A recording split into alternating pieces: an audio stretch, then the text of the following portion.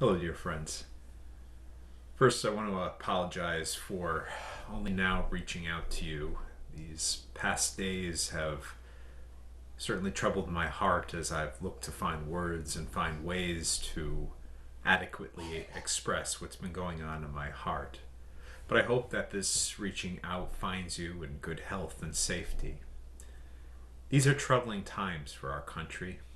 We thought we had seen the worst of troubles together as we faced the COVID-19 crisis. But now we as a nation face new challenges as we are becoming increasingly divided over the civil unrest that has followed the death of George Floyd at the hands of four police officers who, it seems universally at this point, have been labeled as being abusive and acting out of their call to office. For some, this matter will be considered closed with the conviction and removal of them. For others, this is simply the continuation of the ongoing mistreatment of black people at the hands of a system that has continued to strike out towards people of color. For them, satisfaction can only be met when there are demonstrable changes to what is considered a broken system. People want to see change, and they want to know that their voices are heard. It's become increasingly difficult to know where the line is between protest and violence, advocates and those who are exploiting the chaos. Leaders of protesting groups and advocacy have made it clear that they don't want to see rioting among their organizations. And there is increasingly more evidence that there are outside and often militant groups on the ground, including white supremacist groups, that have been involved in seeding much of the destruction that some of these rioters are doing as a means of trying to ensure that protesters are targeted and stripped of their right to protest.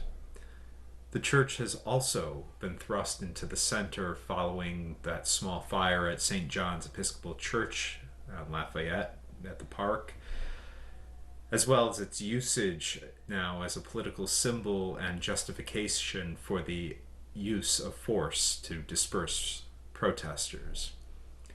On this subject and on this matter, we look to our Episcopal siblings who have publicly condemned the forceful removal of peaceful protesters as both being unwelcomed and unjustified. As we hear, what had been happening was that they had offered their space of their courtyard as a place for respite for protesters where they could have water and snacks, but we hear that they were tear gassed out so that the president could make his way there. And so to our Episcopal siblings, we recognize your outrage and we take it as our own. We stand with you. The pain and anguish that is proliferating our nation is palpable. From the peaceful protesters who call for equality to the shopkeepers and small business owners who feel targeted, it makes us as a church feel somewhat immobilized and uncertain what to do. We can feel sympathy for both groups. We can pray for peace, but we can also pray for the ability to listen to the lost voices in the unrest who are suffering. We can pray for healing across our nation and the action of healing that recognizes the pain and suffering of those who are presently affected, as well as those who for centuries have fought for equality. We can also educate ourselves. Last year, we began the process as a church of exploring the ELCA social statements. We covered caring for God's creation and human sexuality. These were great conversations filled with compassion and faith.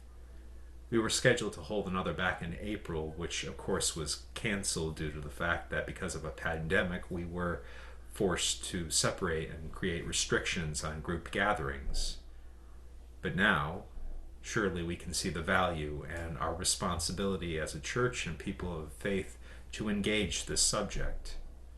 We can see how this is not a problem that's been solved, but rather continues to be the work of the Spirit that is ongoing, that must be diligently engaged with.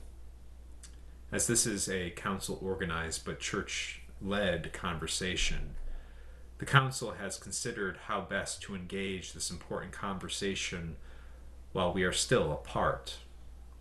We all agree that this is a conversation that should really happen when we are together again, because it requires our important care for one another in the way that we converse and the way that we hold one another's thoughts with that great care.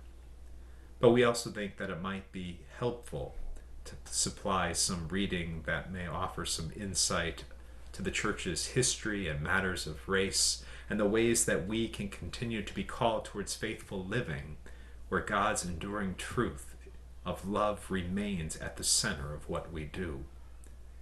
This is, of course, a voluntary initiative, but we think that it's important to live responsibly as Christians and as community members, especially now, given everything that's happening. And so I invite you to please look for more information that will be coming in the weeks ahead, as well as some thoughts to ponder from me. Hopefully we can be prepared for meaningful conversation on our return together. But in the meantime, as I'm sure that many of you are praying for home and just lost in a sea of wondering what is going to happen next, I invite you to pray with me. So let us pray together. Most holy God, you see the unrest in your people's hearts, the vastness of our struggles to engage one another as a family, and our great challenge in following your will. Open our hearts to you and to one another. Make your pathways known to us so that we can follow you. Turn our hearts away from being hardened and instead into open vessels of compassion. Help us each to love justice and kindness in all that we do, so that together we can walk humbly through this great journey that we share, with the promise and hope of a better world. Amen.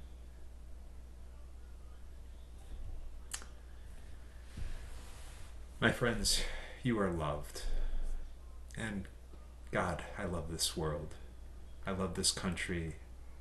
And I know that many of us are struggling right now. If there is any way that I can be of help, if you need someone to talk this through, to help process, please let me know. We will return together again, where hopefully we can sort out these kinds of things together in person. But in the meantime, continue to look upon this world with compassion and seek God's truth. I'll talk to you soon.